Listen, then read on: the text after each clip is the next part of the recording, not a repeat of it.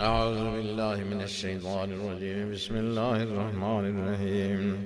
إن الذين قالوا ربنا الله ثم استقاموا تتنزل عليهم الملائكة ألا تخافوا ولا تحزنوا وأبشروا بالجنة التي كنتم توعدون. نحن أولياؤكم في الحياة الدنيا وفي الآخرة وَلَكُمْ فِيهَا مَا تَشْتَهِي أَنفُسُكُمْ وَلَكُمْ فِيهَا مَا تَدَّعُونَ نُزُلًا مِّنْ غَفُورٍ رَّحِيمٍ. صدق اللہ العظیم.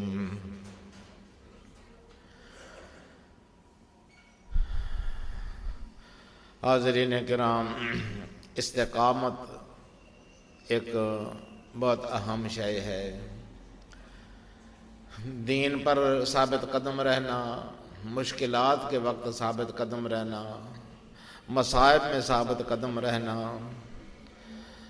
اور جب آدمی پر دشمنوں کی جلغار ہو رہی ہو، باطل کی جلغار ہو رہی ہو، اس وقت ثابت قدم رہنا، یہ ایک بہت اہم شے ہے، لیکن یہ ہے بہت مشکل شے.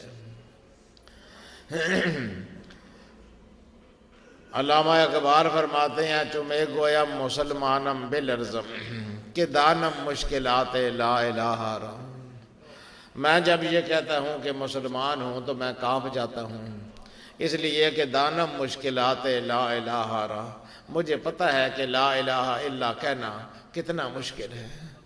زبانی طور پر تو ہم سارے لا الہ الا اللہ کہتے رہتے ہیں، لیکن صحیح طور پر لا الہ الا اللہ کہنا بڑا مشکل ہے. کیونکہ صوفیاء یہ فرماتے ہیں کہ جب آدمی لا الہ الا اللہ کہتا ہے تو شیطان اس کو اندر سے کہتا ہے کہ کیوں جھوٹ بولتا ہے اللہ کے بندے، کیوں جھوٹ بولتا ہے، تیرا الہ تو میں ہوں، تیرا الہ تو میں ہوں، تو کیوں جھوٹ بولتا ہے، لا الہ الا اللہ کیوں کہتا ہے تو. شیطان مسلسل اسے یہ کہتا رہتا ہے، اس لیے کہ الہ جو ہے وہ ہے جس کی اطاعت کی جائے، جس کی بات مانی جائے.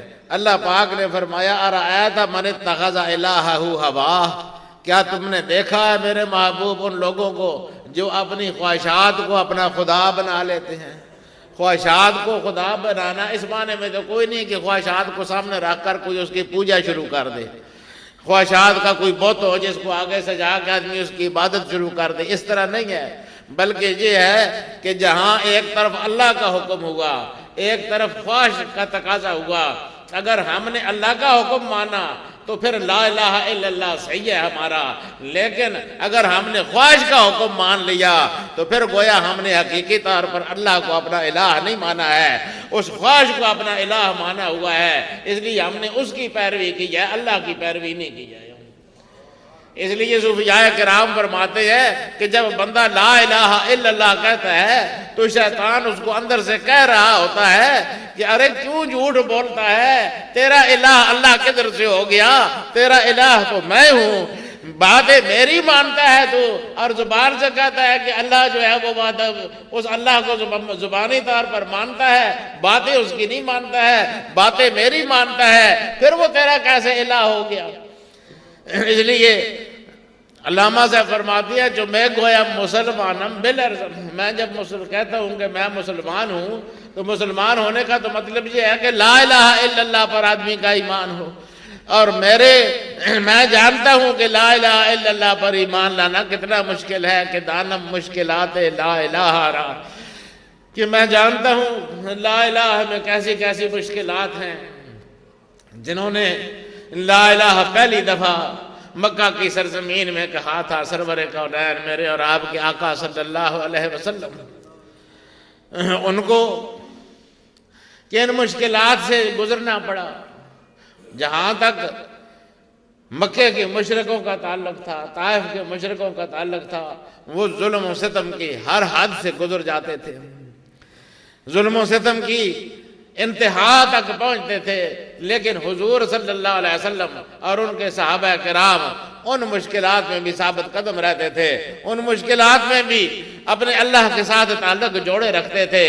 حضور صلی اللہ علیہ وسلم طائف کے میدان میں، طائف کے بازار میں حال یہ تھا کہ وہاں کہ واقعہ تو لمبا ہے، دشمنوں نے، اعدائے مصطفیٰ صلی اللہ علیہ وسلم نے، دشمنان مصطفیٰ صلی اللہ علیہ وسلم نے دعوت دینے گئے تھے طائف کے سرداروں کو، خیال تھا کہ اچھے لوگ ہوں گے، وہ ایسے کمینہ خسرت نکلے کہ انہوں نے نہ صرف یہ کہ حضور کی توہین و تذلیل کی، آپ پر طرز و تشنیع کے تیر برسائے، بلکہ اوباش لڑکوں کو حضور صلی اللہ علیہ وسلم کے پیچھے لگا دیا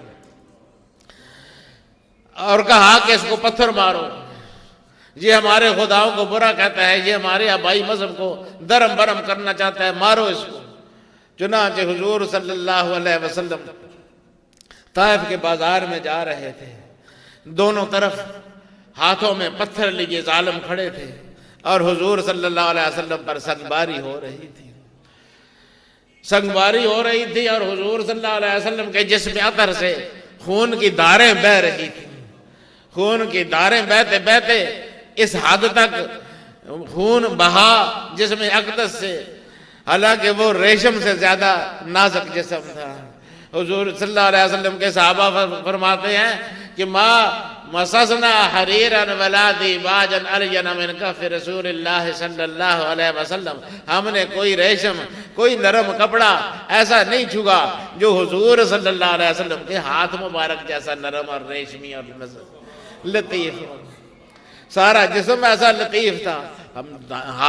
ہتھیلی تو نسبتاً کھردری ہوتی ہے، وہ حریری جسم، وہ ریشمی جسم، وہ نرم و نازک جسم، اس پر پتھر برس رہے ہیں، چاروں طرف سے پتھروں کی بوچھاڑ ہے، اور اس لا الہ الا اللہ کہنے کی پاداش میں یہ سارا ظلم ہو رہا ہے۔ حضور صلی اللہ علیہ وسلم چلے جا رہے ہیں، پتھر برس رہے ہیں، آخر ہوتے ہوتے حضور صلی اللہ علیہ وسلم نڈال ہو گئے، اور ایک پاکستان تھا، یعنی ایک کھجوروں کا باغ تھا، اس میں جا کے حضور صلی اللہ علیہ وسلم بیٹھ گئے۔ بیٹھے اس وقت جوتے مبارک خون سے بھر چکے تھے، خون اتنا بہا تھا کہ نالین پاک خون سے بھر گئے تھے۔ جوتے اتارے، اپنے جسم کو دیکھا، اپنے دریدہ بدن کو دیکھا، بہتے ہوئے خون کو دیکھا، اللہ پاک سے عرض کی۔ اب یہ استقامت کا منظر دیکھیے، اللہ پاک کے ساتھ تعلق کا دیکھیے، رضا بالقضاء کا انداز دیکھیے۔ اللہ پاک سے عرض کی کہ رب ترام آپ بھی، باری تعالیٰ دیکھ رہا ہے میرے ساتھ کیا کچھ ہوا، میرے دریدہ بدن کو دیکھ لے، میرے پھٹے ہوئے جسم کو دیکھ لے، میرے جسم پر بہتے ہوئے خون کو دیکھ لے، میرا جسم اس پر نظر ڈال مولا، اور دیکھ کہ مجھ پر کیا بیتی، یہ ساری تکلیفیں، یہ ساری مشقتیں، یہ پریشانیاں اور یہ اذیتیں کیوں برداشت ہو کرنی پڑ گئی ہیں مجھے مولا، یہ تیری رضا کے لیے، تو چاہتا ہے کہ تیرے دین کا نام بلند کیا جائے، تیرے دین کو ہر جگہ تک پہنچایا جائے، تیری توحید کو ہر جگہ تک پہنچایا جائے۔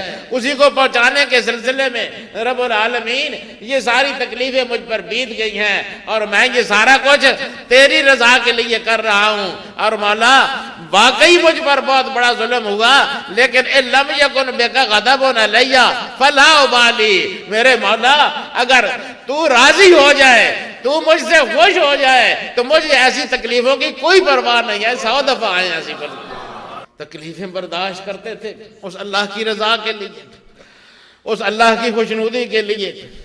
حضرت بلال تکلیفیں برداشت کرتے رہے، حضرت خبیب پر کیا ظلم و ستم ٹوٹا، اللہ اللہ۔ خبیب ایک شخص تھے، دھوکے سے گرفتار کر لیا ان کو مکے والوں نے۔ یہ غزوہ بدر کے بعد کا قصہ ہے۔ غزوہ بدر میں 70 آدمی تقریباً مشرکین کے، مکے والوں کے مارے گئے تھے۔ خبیب پکڑے گئے۔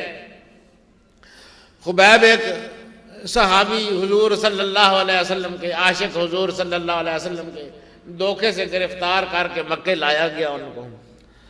اور دیکھیے انتقام کی بھی کیا کیا شکلیں ہوتی ہیں، اور ظلم کی بھی کیا کیا انتہائیں ہوتی ہیں۔ سارے مکے میں اعلان کیا گیا کہ ہم نے ایک ایسا آدمی مسلمانوں میں سے پکڑا ہے جو جنگ بدر میں شریک تھا، اور جنگ بدر میں ہمارے 70 آدمی مر گئے تھے، اور وہ 70 آدمیوں کا پورے مکے میں کوئی نہ کوئی رشتہ بنتا تھا، بڑے بڑے سردار تھے مکے کے. تو اس لیے ہے مکے والوں، انتقام لینا چاہیے تمہیں اپنے ان مقتولوں کا. اس لیے جس جس کا کوئی رشتہ دار بدر میں مارا گیا ہے وہ فلاں دن فلاں جگہ پر آ جائے، وہاں خبیب کو سولی پر لٹکایا جائے گا. اور ہر آدمی اپنی اپنی استطاعت کے مطابق اس کو مار کر، اس کو اذیت دے کر اور اس کو اس جہان سے رخصت کرنے میں حصہ لے کر اپنے بڑوں کا انتقام لے کسی نہ کسی سے کرنا. اب وہ اندازہ کیجئے کہ کیا عالم ہوگا. صلیب کھڑی کر دی گئی اور سارے مکے والے لوگ جن کے کوئی نہ کوئی رشتہ دار کسی نہ کسی حوالے سے بدر میں مارا گیا تھا وہ آ گئے.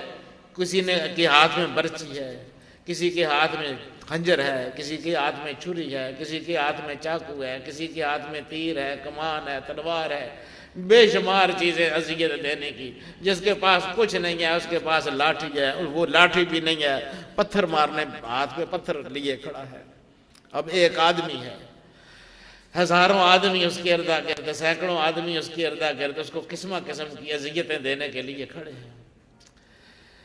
ایسے عالم میں اس سے پوچھا گیا خبیب سے کہ خبیب تیری کوئی آخری خواہش ہو تو بتا دے. فرمایا ہاں خواہش تو ہے، میں 2 رکعت نماز پڑھنا چاہتا ہوں. مکے والوں نے اجازت دے دی کہ جا پڑھ لے نماز. نماز پڑھی، خبیب نے مختصر سی نماز پڑھی، واپس تشریف لے آئے. آگے کہا کہ دوستو یہ میری زندگی کے آخری سجدے تھے، آخری نماز تھی. میرا جی تو یہ چاہتا تھا کہ لمبی نماز پڑھوں، طویل قیام کروں، لمبا رکوع کروں، لمبے سجدے کروں، کیونکہ یہ میری زندگی کی آخری اب سعادت ہے، اس کے بعد مجھے حاصل نہیں ہو سکے گی. زیادہ سے زیادہ میرا جی چاہتا تھا کروں، لیکن میں نے یہ سوچ کر کہ شاید میں لمبی نماز اگر پڑھوں تو تم یہ سمجھو کہ یہ موت کے ڈر سے ڈھیل کر رہا ہے اور یہ سستی کر رہا ہے اور یہ نماز لمبی اس لیے کر رہا ہے تاکہ کچھ زندگی کی مزید گھڑیاں مل جائیں. اس لیے میں مختصراً نماز پڑھ کے آ گیا ہوں، اب تم جو بھی میرے ساتھ کرتے ہو کرو. چنانچہ ان کو صلیب پر لٹکا دیا گیا، صلیب پر باندھ دیا گیا اوپر. اب سب کو کہا گیا، لوگوں کو کہا گیا کہ تم جس جس طرح سے اس کو اذیت پہنچا سکتے ہو پہنچاؤ. اب وہ ایک آدمی ہے اور ہر طرف سے کوئی آدمی اس کو چھری سے کاٹ رہا ہے، کوئی آدمی اس کو چاقو اس کے اندر کھبو رہا ہے، کوئی آدمی برچی اس کو مار رہا ہے، کوئی آدمی تلوار سے اس کا بدن کا کوئی حصہ کاٹ رہا ہے، کوئی آدمی پتھر برسا رہا ہے. اب ایک آدمی پر جب اتنے بے شمار لوگ ستم کر رہے ہوں گے، اندازہ لگائیے اس کی اذیت کا کیا عالم ہوگا، اس کی تکلیف کا کیا عالم ہوگا، اس کی درد کا کیا عالم ہوگا.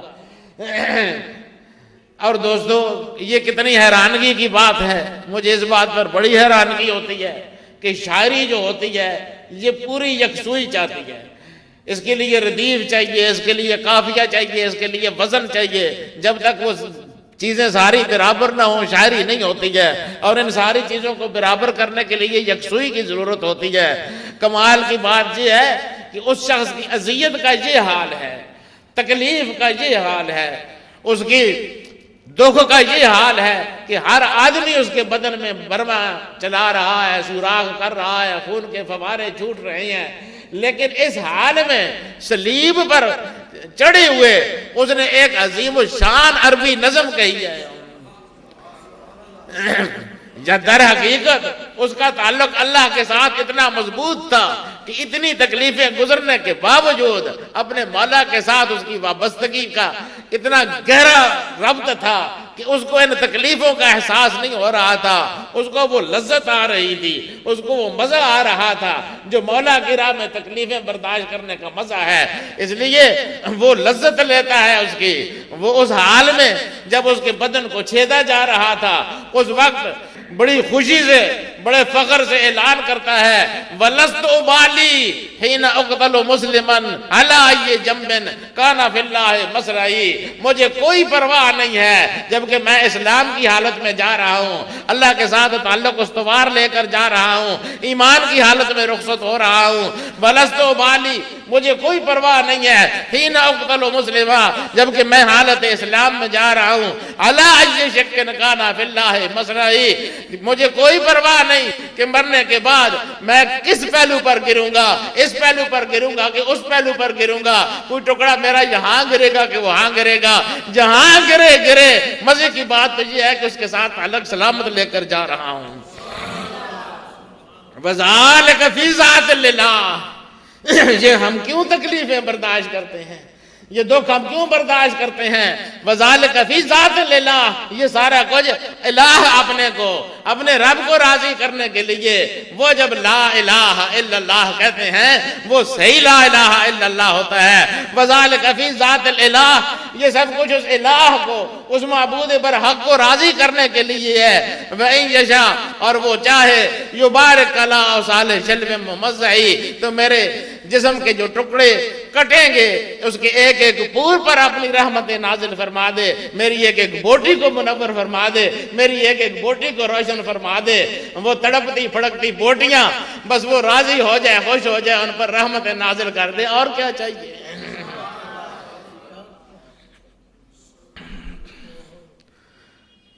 اب وہ نظم مکمل کی سید الورا میں نے وہ نظم لکھی ہوئی ہے۔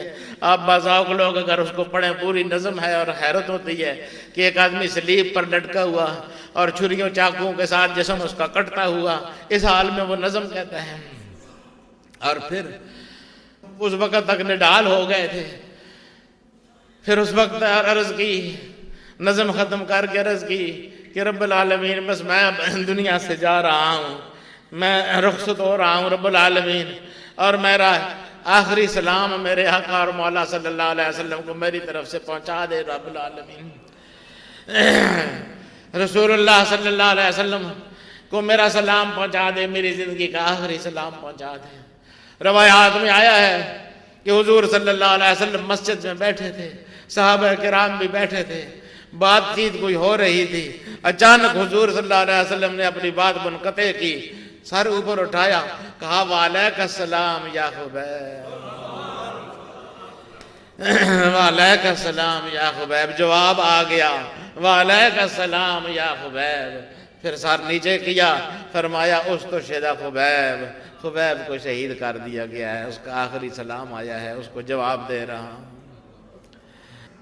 تو حضور صلی اللہ علیہ وسلم کے ساتھ محبت کا یہ عالم کہ مرتے دم تک کوئی اگر خیال ہے تو یہ خیال ہے کہ میرے آقا اور مولا صلی اللہ علیہ وسلم مجھ سے راضی ہوں اور میرا صلاۃ و سلام آقا کے دربار میں پہنچ جائے۔ آخری لمحات میں حضور صلی اللہ علیہ وسلم کے ساتھ وابستگی کا یہ عالم ہے، اللہ کے ساتھ تعلق کا وہ عالم ہے۔ تو دوستو یہ تعلق تھے ان کے، یہ استقامت ہے، یہ بڑی مشکل شے ہے دوستو۔ اگر کوئی آدمی استقامت نہ کرے، کوئی حق پر ڈٹنے کی کوشش نہ کرے، اس پر کبھی کوئی مصیبت نہیں آتی ہے۔ مصیبتیں تو انہی لوگوں پر آتی ہیں جو حق کے لیے ڈٹ جاتے ہیں، جو اس حق کے لیے ثابت قدم رہ جاتے ہیں۔ کبھی حضرت ابراہیم علیہ السلام اس حق پر ڈٹے تھے، ان کو آگ میں ڈال دیا گیا۔ وہ استقامت کا نظارہ دیکھیں، ان کو آگ میں ڈال دیا گیا۔ جبریل امین آئے، ظاہر ہے جبریل امین اللہ کی طرف سے آتے ہیں، اللہ کے قاصد ہوتے ہیں۔ جبریل امین آئے، انہوں نے کہا کہ اللہ کا حاجتن، کوئی ضرورت ہے؟ فرمایا اما الیک فلا، جبریل ضرورتیں یوں تو میری بے شمار بندہ ہوں، اپنے رب کا محتاج ہوں، میری ضرورتوں کے بھی کیا شک ہو سکتا ہے؟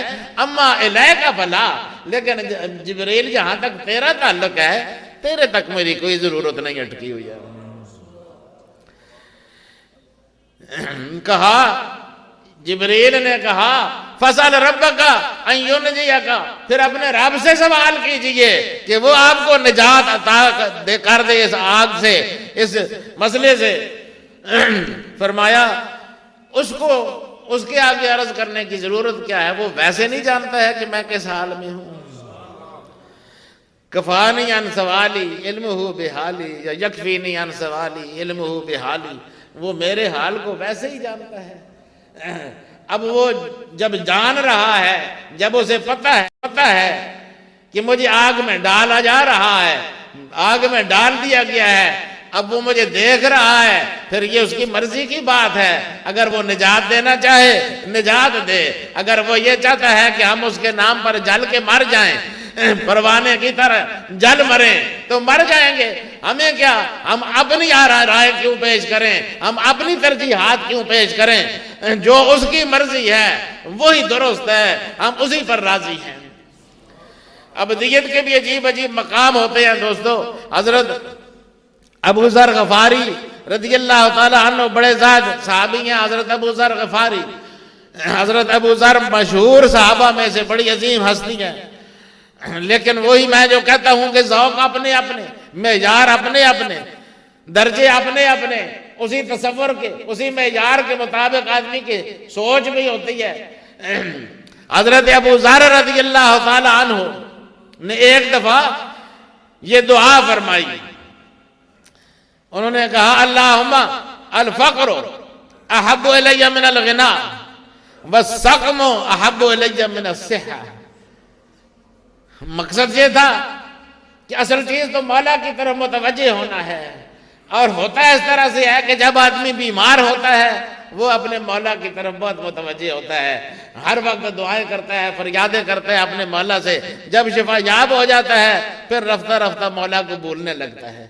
اسی طرح سے جب آدمی پریشانی، معاشی تنگ دستی میں مبتلا ہوتا ہے، وہ بار بار اپنے رب سے سوال کرتا ہے کہ باری تعالیٰ میری پریشانی دور فرما، میرا قرض سے نجات کی کوئی صورت بنا، میرے کھانے پینے کی ضروریات کی مشکلات ہیں، میری رہائش کی مشکلات ہیں۔ ہر شے میں بار بار اللہ کی طرف متوجہ ہوتا ہے، کیونکہ بار بار اللہ کی طرف متوجہ ہونا یہ صحابہ کرام کو بہت پسند تھا۔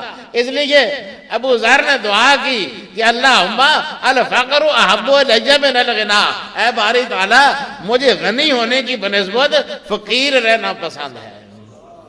وَالسَّقْمُ أَحَبُّ إِلَيَّ مِنَ الصِّحَّةِ، اور صحت مند رہنے کی بنسبت بیمار رہنا زیادہ پسند ہے۔ مجھے وہ حالت پسند ہے جس میں تیری طرف توجہ زیادہ ہو، توجہ بیماری میں زیادہ ہوتی ہے، اس لیے صحت کی بنسبت مجھے بیمار رہنا زیادہ پسند ہے۔ توجہ فقر میں، محتاجی میں زیادہ ہوتی ہے، اس لیے غنی ہونے کی بجائے فقیر ہونا مجھے زیادہ پسند ہے۔ بڑا اونچا مقام ہے، بڑا اعلیٰ مرتبہ ہے، لیکن میں نے کہا کہ مرتبے اور درجے اور تصورات اپنے اپنے ہوتے ہیں۔ ہر آدمی کی اپنی اللہ کے ساتھ تعلق ہوتا ہے، اس کے حوالے سے اس کی سوچ ہوتی ہے۔ اس سے بھی بلند سوچ موجود تھی۔ حضرت امام حسن رضی اللہ تعالی عنہ، ان کو حضرت ابو ذر کی اس دعا کا پتہ چلا، ان کو پسند نہ آئی یہ دعا۔ انہوں نے فرمایا رحم اللہ ابا ذر ما للعبد وللاختیار، اللہ ابو ذر پر رحم کرے، بندے کو یہ کیا حق ہے کہ وہ اپنی ترجیحات پیش کرے کہ مجھے یہ زیادہ پسند ہے اور وہ زیادہ پسند ہے۔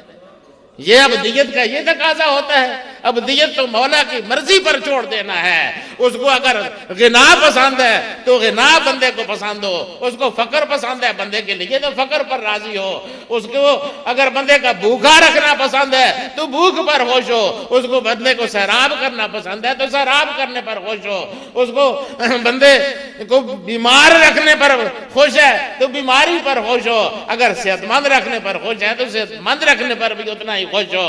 ابدیت میں اختیار نہیں ہوتا ہے، ابدیت میں ترجیحات نہیں ہوتی ہیں۔ بندہ یہ نہیں کہہ سکتا ہے کہ مجھے یہ زیادہ پسند ہے اور وہ زیادہ پسند ہے۔ اس لیے ابو ذر کی دعا اس ابدیت کے مقام کے ساتھ ہم آہنگ نہیں ہے۔ رحم اللہ ابا ذر ما للعبد وللاختیار، بندوں کو کیا حق ہے کہ وہ اپنے اختیارات اور ترجیحات بیچ میں داخل کرتے پھرے۔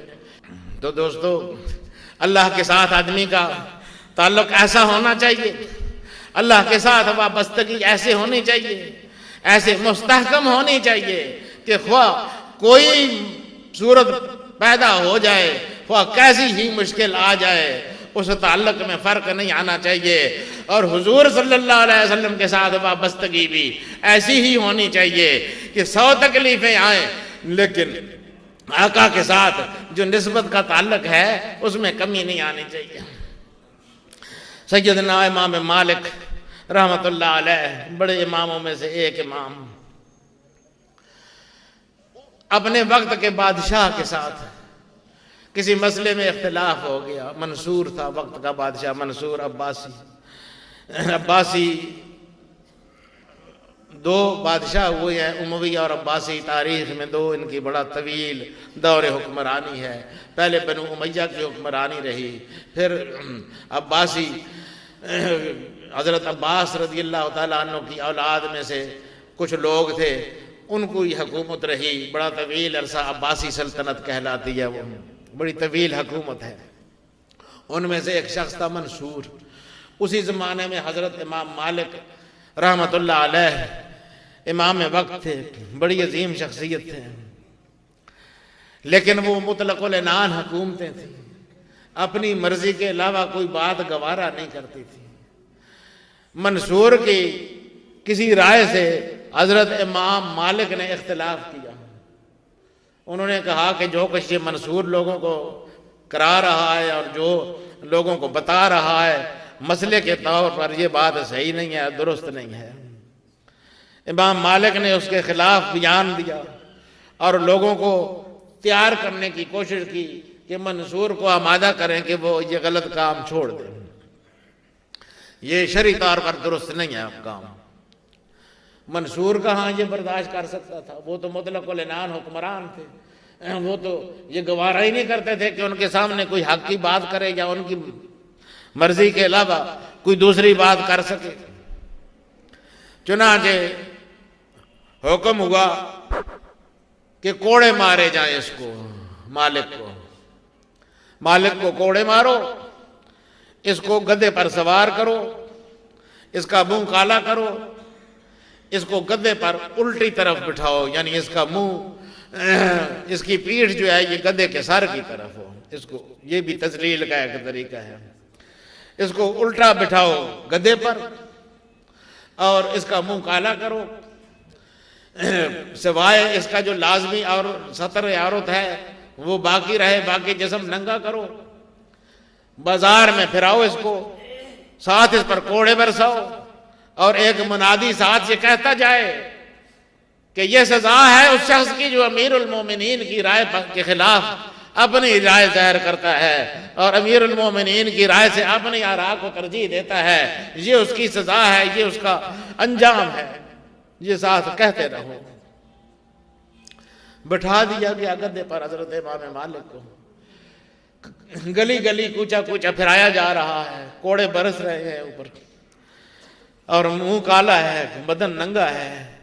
ایک دفعہ کوڑے کھا کے گرے، زمین پر گرے، آ کے لگے اور ٹک کی آواز ہوئی، بازو ٹوٹ گیا ادھر سے۔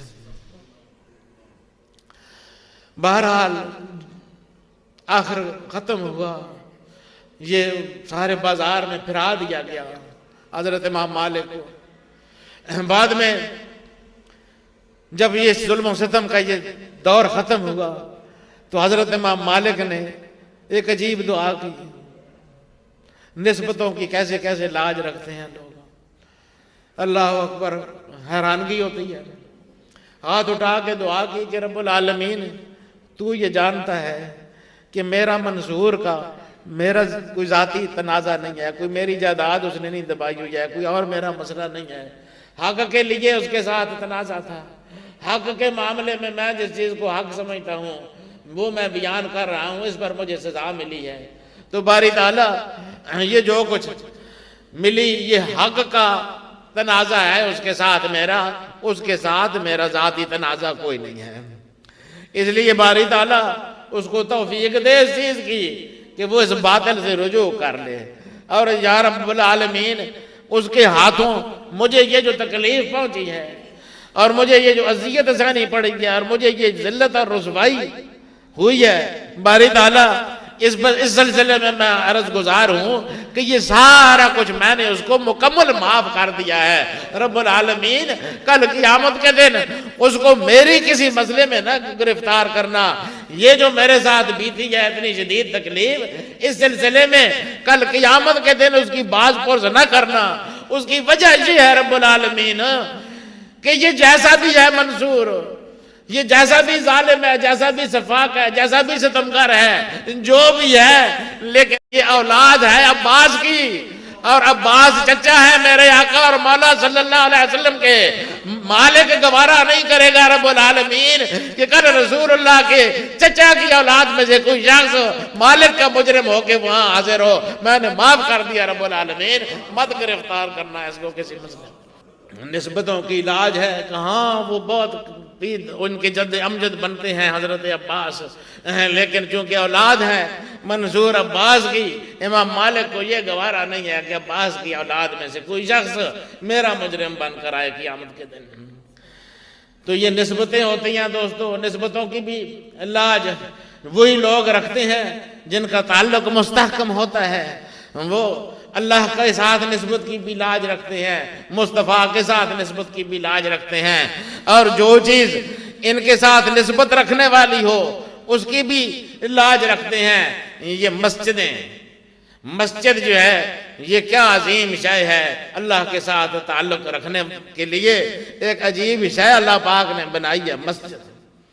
حضور صلی اللہ علیہ وسلم نے فرمایا اذا رأیتم الرجل یتعاہد المسجد فاشہدوا لہ بالایمان، جب تم دیکھو کہ کوئی شخص مسجد کے ساتھ تعلق رکھتا ہے، مسجد کو آتا جاتا ہے، مسجد کے ساتھ وابستگی رکھتا ہے، فاشہدوا لہ بالایمان، تو اس کے لیے گواہی دے دینا کہ وہ پکا اور سچا مومن ہے۔ اور حضور صلی اللہ علیہ وسلم نے فرمایا سبعۃ یظلھم اللہ فی ظلہ یوم لا ظل الا ظلہ، 7 افراد ایسے ہیں کہ اللہ پاک ان پر اپنا سایہ ڈالے گا یوم لا ظل الا ظلہ، جب قیامت کے دن کسی کو سایہ نصیب نہیں ہوگا، وہ اللہ کے سائے میں عرش کے سائے کے نیچے مزے میں کھڑے ہوں گے۔ 7 افراد حضور نے ذکر فرمائے، ان میں سے ایک فرمایا وَرَجُلٌ قَلْبُهُ مُعَلَّقٌ بِالْمَسْجِدِ، وہ شخص جس کا دل مسجد میں اٹکا ہوا ہوتا ہے، مسجد کے ساتھ تعلق ہوتا ہے، مسجد کے ساتھ آنا جانا رہتا ہے، اس کا مسجد کے ساتھ وابستگی رہتی ہے، تو اس کے لیے بھی یہ اعزاز حضور نے فرمایا کہ قیامت کے دن جب لوگ شدید گرمی میں مبتلا ہوں گے، وہ جو مسجد کے ساتھ تعلق رکھنے والا ہے وہ عرش الہی کے سائے کے نیچے کھڑا ہوگا۔ تو آپ لوگ مسجد کے ساتھ تعلق رکھا کریں تاکہ آپ کو اس دن عرش الہی کے سائے کے نیچے کھڑا ہونا نصیب ہو۔ اور اگر آپ کا جی چاہے کہ وہاں آپ کے لیے کوئی عالیشان محل تعمیر ہو جائے تو پھر اس کی تعمیر میں حصہ لینا چاہیے، پھر اس کی تعمیر میں حصہ لینا چاہیے۔ حضور صلی اللہ علیہ وسلم نے فرمایا من بنا للہ بیتا بنى اللہ لہ بیتا فی الجنہ، جو آدمی گھر بناتا ہے اللہ کے لیے اللہ اس کا جنت میں گھر بناتا ہے۔ حضرت عثمان نے اپنے زمانے میں مسجد نبوی کی توسیع فرمائی، اس کے لیے انہوں نے ساگوان کی لکڑ درآمد کرنی شروع کی۔ ساگوان سارے عرب میں ہوتا نہیں ہے، لبنان سے شام سے آتا تھا۔ ساگوان خوشبودار لکڑ ہے، اس کے اندر سے خوشبو پھوٹتی ہے، خوشبودار، اب بھی سب سے مہنگی لکڑ ساگوان کی ہے۔ تو ساگوان کی لکڑ منگوائی شام سے۔ کسی نے کہا کہ جی حضور اتنا خرچہ اٹھتا ہے، لکڑ ہی لگوانی ہے، کوئی مقامی لکڑ استعمال کر لی ہوتی، اتنے دور دراز سے اونٹوں کی بار برداری کا خرچہ، کچروں کی بار برداری کا خرچہ بہت مہنگا پڑتا ہے۔ یہ پہلے لکڑ ہی مہنگی ہے، پھر جہاں سے آتی ہے وہاں سے یہاں تک آنے کا بہت بڑا خرچہ ہے، یہ بہت مہنگی لکڑ پڑتی ہے، اتنی مہنگی لکڑ کیوں آپ خرچ کر رہے ہیں، کیوں آپ لگا رہے ہیں؟ فرمایا میں نے اپنے آقا اور مولا صلی اللہ علیہ وسلم سے یہ بات سنی، انہوں نے جو حدیث پیش کی اس میں مثلہ کا اضافہ ہے. انہوں نے فرمایا میرے آقا اور مولا صلی اللہ علیہ وسلم نے فرمایا من بنا للہ بیتن بن اللہ لہ مثلہ بیتن فی الجنہ، جو آدمی اللہ کا گھر بناتا ہے تو جیسا وہ گھر بناتا ہے اللہ کے لیے ویسے ہی اللہ اس کا گھر بناتا ہے جنت میں. تو حضرت عثمان نے فرمایا کہ میں یہ چاہتا ہوں کہ میری جتنی طاقت ہے اس طاقت کے مطابق میں اللہ کا گھر خوبصورت بنا دوں، اللہ اپنی طاقت کے مطابق میرا گھر خوبصورت بنائے گا. وہاں دوست بتا رہے تھے کہ اس مسجد کو شہید کر کے دوبارہ بنانے کا پروگرام ہے، تو آپ کے لیے تو گویا رحمت کے دروازے کھلنے والے ہیں. تعاہد المسجد، آمد رفت مسجد کے لیے ہر وقت قائم رکھیں، وہ سلسلہ تو مستقل قائم رکھیں، اور جب مسجد کی تعمیر کا بس مرحلہ آئے تو پھر اس وقت اس میں ایسا بڑھ چڑھ کر حصہ لیں کہ آپ کے لیے وہاں پہ عظیم الشان محلات تیار ہو رہے ہوں. ارے حضور صلی اللہ علیہ وسلم کی بات میں کوئی شک ہو نہیں سکتا ہے. لوگ تو مجذوبوں کی باتوں پر کیا کیا مرتبے حاصل کر لیتے ہیں، حالانکہ مجذوب کی بات کوئی اتنی مصدقہ نہیں ہو سکتی ہے جس طرح میرے آقا اور مولا صلی اللہ علیہ وسلم کی بات مصدقہ ہے. لوگ مجذوبوں کی باتوں پر کیا کیا درجے حاصل کر لیتے ہیں. ہارون الرشید اور اس کی بیوی زبیدہ ایک دفعہ باہر سیاحت کے لیے نکلے. وہاں باہر ایک مجذوب تھے حضرت بہلول. حضرت بہلول وہاں پر ریت کے گروندے بنا رہے تھے، ریت کے گھر بنا رہے تھے، اور کہہ رہے تھے کہ یہ گھر اتنے کا ہے، یہ 10,000 کا ہے، یہ 20,000 کا ہے، یہ لاکھ کا ہے. ایک کارنر پلاٹ کی قیمت انہوں نے بہت لگائی ہوئی تھی. ریت سے ہی درمیان میں رستے بنائے ہوئے تھے. یہ پاس سے گزرے، انہوں نے پوچھا جی کیا کر رہے ہیں؟ فرمانے لگے جنت کے محلات بیچ رہا ہوں، جنت کے محلات بیچ رہا ہوں. وہ زبیدہ بڑی عقیدت مند خاتون تھی. اس نے کہا جی یہ گھر مجھے دے دیں، یہ کونے والا گھر جو ہے یہ مجھے دے دیں. فرمایا 1,00,000 روپے کا ہے. کہا جی ٹھیک ہے 1,00,000 روپے میں بھیج دیتی ہوں، یہ میرا ہو گیا. فرمایا ہاں ٹھیک ہے تیرا ہو گیا، 1,00,000 روپیہ بھیج دے.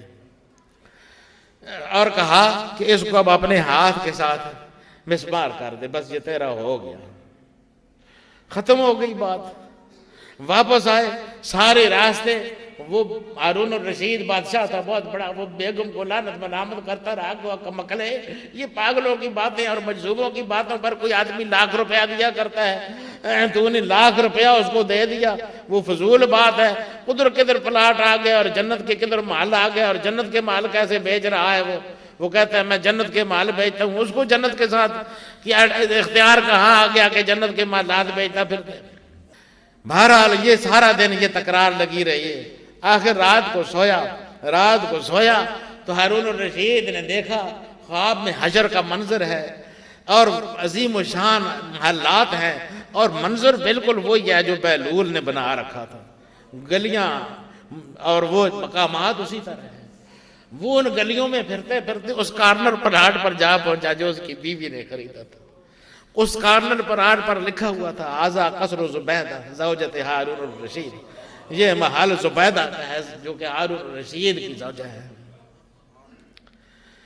یہ آگے بڑھا کے اس کو اندر سے دیکھیں. آگے دربان نے کہا ہوئے کدھر منہ چایا کا پہ دوڑدان ہے، تمہارا کیا کدھر، یہ تمہارا محل تو نہیں ہے. انہوں نے کہا میری بیوی کا ہے. انہوں نے کہا ہاں ہے، مگر وہ بیوی صاحب ابھی یہاں آئی نہیں ہے، جب آئیں گی تو پھر اس کے بعد انہوں نے اگر اجازت دی تو پھر تو بھی چلا آنا. فی الحال یہ ان کا ہے، تمہارا اس میں کوئی عمل دخل نہیں ہے. یہ جاگا اٹھا بیدار ہوا، جب بڑا پریشان تھا کہ بھئی دیکھو میں کیا سمجھتا رہا اور یہ تو عجیب معاملہ ہے. وہ تو بالکل وہی منظر ہے سارا جنت کا جو بہلول نے بنا رکھا ہے. چنانچہ طے کیا کہ صبح جاتے ہی بہلول کے ساتھ سودا کریں گے. چنانچہ یہ اگلے دن پھر باہر نکلے. وہ بہلول اسی طرح سے گھر بنا رہے تھے. یہ پاس سے گزرا اور کہا کہ جی کیا کر رہے ہیں؟ فرمایا جنت کے محل بنا رہا ہوں. اس نے کہا کہ بیچیں گے؟ کہا نہیں، یہ بیچنے کی چیزیں نہیں ہوتی ہیں۔ کہا جی کل تو بیچ دیے تھے۔ کہا کل اندیکھا سودا تھا، کل اندیکھا سودا تھا اس لیے بیچ دیں ہیں۔ آج دیکھ کر تو آیا ہے، آج دیکھنے کے بعد یہ سودے نہیں ہوا کرتے ہیں، اب یہ بکری نہیں ہے۔ ویسے مال تو میں بنا رہا ہوں جنت کے، لیکن یہ فروخت کے لیے نہیں ہے۔ تو مجذوب کی بات فی الواقع ہم تو ایمان رکھتے ہیں، اللہ والوں کی باتوں کو بھی ہم سچا سمجھتے ہیں، درست سمجھتے ہیں۔ مجذوبوں کی، اللہ والوں کی عجیب عجیب واقعات ہیں، تو اللہ والے جو بات کہیں وہ سچی ہوتی ہے، لیکن میرے آقا اور مولا صلی اللہ علیہ وسلم کی سچائی میں تو کوئی شک نہیں ہے۔ وہ تو کوئی خاص محل بیچتا ہوگا، کسی خاص آدمی کے لیے دیا۔ میرے اور آپ کے آقا نے ہر امتی کو لیے یہ حق قائم کر دیا کہ وہ جنت میں اپنا محل بنا سکتا ہے، بشرطے کہ وہ محل مسجد کی تعمیر میں بھرپور حصہ لے۔ فرمایا من بنا للہ بیتن بن اللہ لہو مثلہ فی الجنہ، جو اللہ کے لیے گھر بنائے گا جیسا خوبصورت گھر وہ بنائے گا، اللہ بھی ویسے ہی خوبصورت گھر اس کا جنت میں بنائے گا۔ تو دوستو جنت میں گھر بنانے کے لیے آپ اپنی تیاریاں کر لیجئے۔ حضور صلی اللہ علیہ وسلم کی سنت بھی ہے یہ۔ مسجد سب سے پہلے حضور صلی اللہ علیہ وسلم نے دنیا میں تشریف لائے۔ پہلے مسجد حضرت ابراہیم نے بنائی تھی کعبہ، پھر دوسری مسجد مدینہ طیبہ میں حضور صلی اللہ علیہ وسلم نے مسجد قباء بنائی، مسجد مدینہ بنائی، مسجد نبوی بنائی، اور حضور صلی اللہ علیہ وسلم کے دست مبارک کا یہ اعجاز کہ حضور صلی اللہ علیہ وسلم نے مسجد بنائی، اور اس مسجد کو یہ اعزاز ملا کہ جو آدمی اس میں نماز پڑھے، فرمایا اس کو 50,000 نمازوں کا ثواب ہوتا ہے۔ اب مسجد بہت بڑی ہو گئی ہے، پہلے بہت چھوٹی سی مسجد تھی، حضور صلی اللہ علیہ وسلم کے دور میں تو بہت ہی چھوٹی سی تھی، پھر وہ بڑھتی گئی، کچھ حضرت عمر نے بڑھائی، کچھ حضرت عثمان نے بڑھائی، کچھ پیچھے بادشاہوں نے بڑھائی۔ اب یہ شاہ فہد نے جو اس کی توسیع کی ہے وہ اتنی بڑی ہے، اتنی وسیع ہے اور اتنی ہمگیر ہے کہ کہتے ہیں کہ سابقہ جتنا مدینہ پاک تھا وہ سارے کا سارا مسجد میں آ گیا ہے۔ حضور صلی اللہ علیہ وسلم کے دور میں جتنا بھی مدینہ پاک تھا وہ سارے کا سارا مسجد نبوی کے اندر آ گیا ہے۔ اور اب یہ پتہ نہیں اور کہاں تک بڑھے گی، صنعاء ایک بڑی دور جگہ ہے۔ حضور صلی اللہ علیہ وسلم نے فرمایا کہ میری مسجد یہ میری ہی مسجد ہے، ولا بلغ صنعاء، اگرچہ صنعاء تک پہنچ جائے تب بھی اس میں نماز پڑھنے کے وہی مرتبے ہیں جو آج اس چھوٹی سی پڑھنے کے ہیں۔ اس کا مطلب کہ کوئی زمانہ آئے گا، کوئی صدیاں ایسی بھی آئیں گی کہ یہ مسجد وہ صنعاء تک پہنچی ہوگی۔ صنعاء یمن کا شہر ہے۔ تو دوستو اس مسجد کے ساتھ تعلق اپنا مستحکم رکھیے، مسجد کے ساتھ تعاہد رکھیے، مسجد کے ساتھ وابستگی رکھیے، اور حضور صلی اللہ علیہ وسلم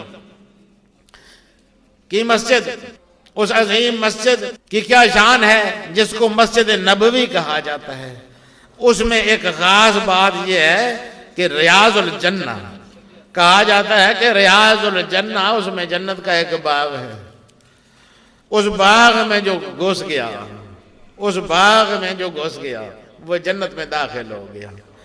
علماء یہ فرماتے ہیں کہ جو آدمی جنت میں داخل ہو، ایک دفعہ داخل ہو جائے، اس کی مثال تو ملتی ہے کہ اس کو جنت سے نکال کے دنیا میں بھیج دیا جائے۔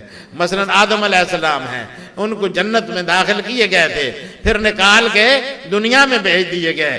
اس کی مثال تو ہے کہ بھئی جنت سے کسی کو نکال کے دنیا میں بھیج دیا جائے، لیکن اس کی مثال کوئی نہیں ہے کہ جنت سے کسی کو نکال کے جہنم میں بھیج دیا جائے۔ تو دنیا تو ہوگی نہیں، اس وقت دنیا تو ہوگی نہیں، یا جنت ہوگی یا جہنم ہوگی۔ اور حضور صلی اللہ علیہ وسلم نے فرمایا کہ میرے ممبر کے درمیان اور میرے اس حجرے کے درمیان جتنی جگہ ہے، روضۃ من ریاض الجنہ، جنت کے باغوں میں سے ایک باغ ہے۔ میرا ایک شعر ہے، ریاض الجنہ سے ہر آن دیتا ہے صدا رضوان، چلے جاؤ کہ جنت کی رہے آسان مدینہ ہے۔ اس میں یہ خاص تخیل ہے دوستو، اس سے آپ زیادہ لطف اندوز ہوں گے۔ کہنے کا مقصد یہ ہے کہ رضوان جو ہے یہ داروغہ ہے جنت کا، جنت کا نگران ہے۔ اور جب حضور صلی اللہ علیہ وسلم نے فرمایا کہ یہ جو میری مسجد کا حصہ ہے یہ بھی جنت کا باغ ہے، تو ظاہر ہے یہ بھی رضوان کے ماتحت ہوگا، رضوان ہی کی نگرانی میں ہوگا سارا اس کا نظام۔ چنانچہ رضوان وہاں کا بھی نگران، یہاں کا بھی نگران۔ اب وہاں جانے کا بھی اس کو پتہ ہے کہ اس جنت کو داخل ہونا کتنا مشکل ہے۔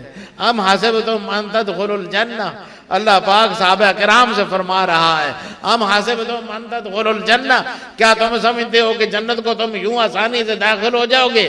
ولما یاتکم مثل الذین خلو من قبلکم، ابھی تم پر وہ تکلیفیں آئی نہیں ہیں جو پہلے لوگوں پر آتی رہیں۔ مستهم الباساء والضراء، تکلیفوں اور مصیبتوں نے ان کو گھیر لیا۔